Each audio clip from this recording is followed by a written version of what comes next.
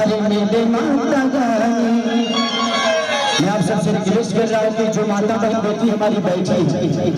Please आप सब उनके लिए कम से कम थोड़ा सा सहूलियत दे दीजिए और उनको फ्रीडम दे दीजिए ताकि वो सुकून से अपने बेटा, अपने भाई, अपने भतीजा को देख सके। प्लीज आइए, हमारे ही घर की माँ बहन बेटी है, इनको थोड़ा सा सहूलियत दे दो।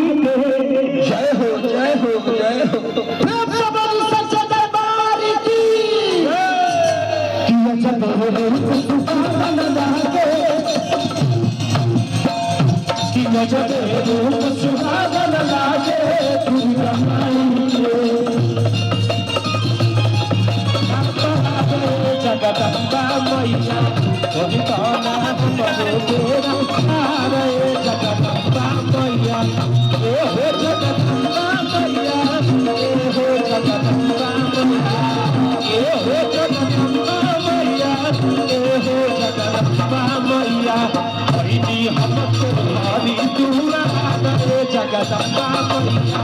कोई दाना हो बदो तेरा